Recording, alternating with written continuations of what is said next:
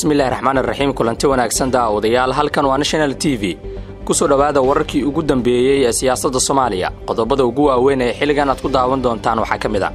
faahfaahinno dheeraad ah oo laga helayo qarax ismiidaamin ah oo ka dhacay magaalada Muqdisho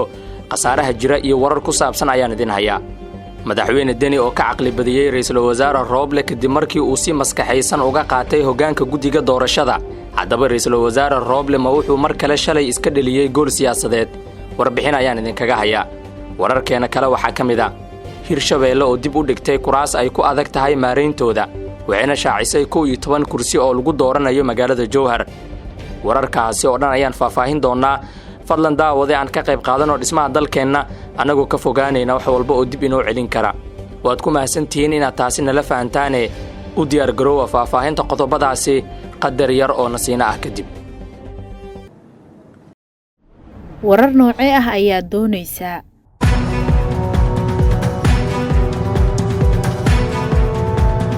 ma wararkii ugu dambeeyay ma dhacdooyinka ka yaabiya mise kuwa ku dhiirigeliya ma doonaysaa inaad ogaato waxyaabaha cusub ee socda hadday jawaabtaadu haa tahay National TV ka dhiga wehelkaaga booqo baraheena bulshada adiga oo raadinaya National TV subscribe saar YouTube-keena kadibna riix gambaleelka National TV waa wehelkaaga waa hagaag markale kulanti wanaagsan sida hordhac warkeena aad ku maqasheen faahfaahinno dheeraad ah ayaa laga helayaa qarax ka dhacay gudaha magaalada Muqdisho gaar ahaan wadada mashquulka badan ee Maka al-Mukarrama kaasi oo geystay qasaare kala duwan qaraxa ayaa waxa lagu soo waramayaa inuu ka dhacay inta u dhaxaysa isgoosiyada dabka iyo shaqaalaha ee magaalada Muqdisho afhayeenka booliska Soomaaliya Cabdi Fataax Aadan oo qoraal kooban soo saaray ayaa shaaciyay in qaraxa uu fuliyay qof isku soo xiray walxa qaraxa isla markaana lala beegsaday afhayeenka xukuumadda Maxamed Ibrahim Macallimow Cabdi Fataax ayaa sidoo kale sheegay in booliska uu dib ka bixin doono faahfaahinta qasaaraha ka dhashay weerarkan qarax loo adeegsaday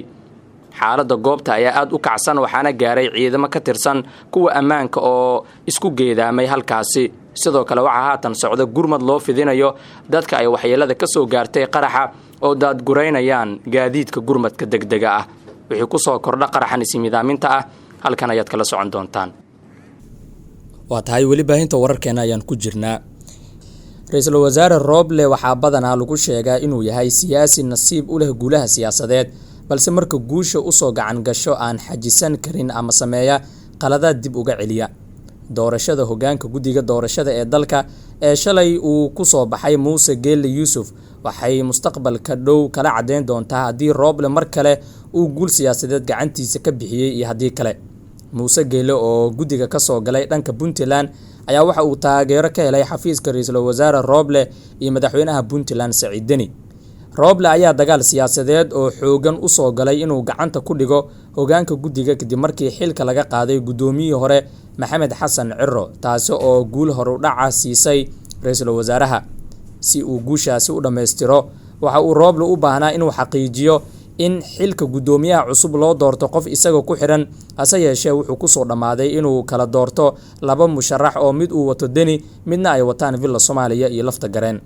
macada sababta Roble uu heli waayay musharax ka madax banaan labadaasi dhinac oo uu si gaar ah isaga u dhisto waxa marar badan xafiiskiisa lagu eedeeyay inuu ku wanaagsan yahay dagaalka iyo arbushaada siyaasadeed balse aanu haysan xil dheerayaal iyo farsamo yaqaan siyaasadda dejiya oo goolal siyaasadeed dhalin kara waxayna doorashadan mar kale cadeen u noqotay arintaasi haddaba guusha Saciid Deni maxay tahay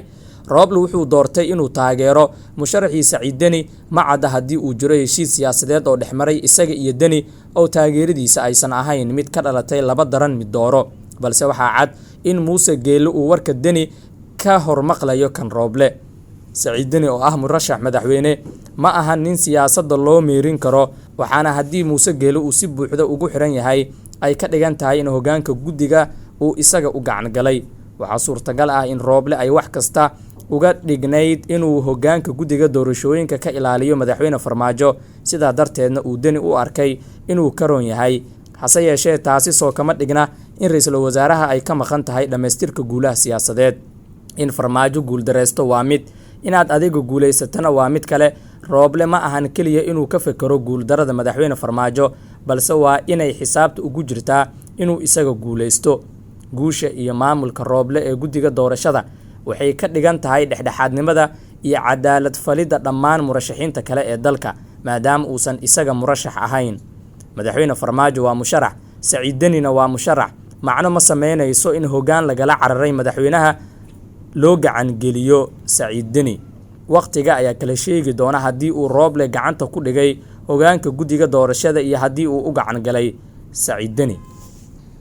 Guddiga doorashada Hirshabelle ayaa shaaciyay 11 kursi oo ka mid ah golaha shacabka oo uu dhawaan doorashadooda ku qabanayo magaalada Jowhar.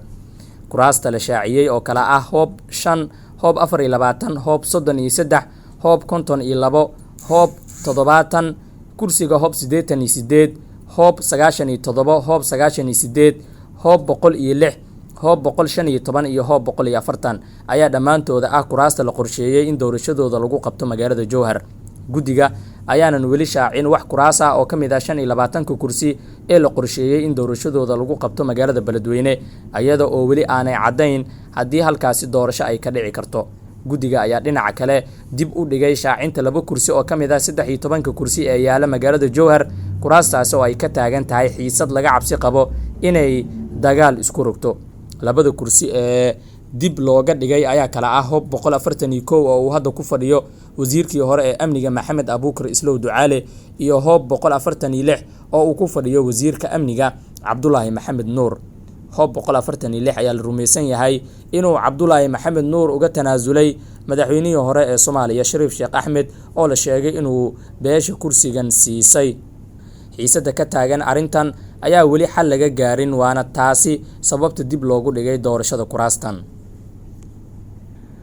waa tahay ugu dambeyn wararka laga helayo duleedka magaalada Beledweyne ee xarunta gobolka Hiiraan ayaa waxay sheegayaan in kolonyo uu la socday gudoomiyaha maamulka gobolka Hiiraan la weeraray.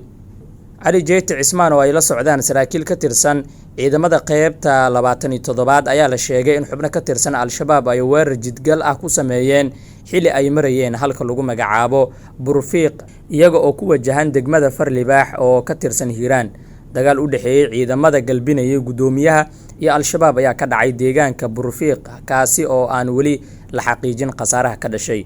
gudoomiyaha Hiiraan Cali Jeyti Cismaan iyo saraakiisha ciidamada ayaan weli ka hadlin weerarkaasi iyadoo dhowr jeer sidan oo kale loogu weeraray deegaano hoosaga magaalada Beledweyne. waa tahay wanageynta warkii aad ka daawanaysay National TV ee nabadgelyo.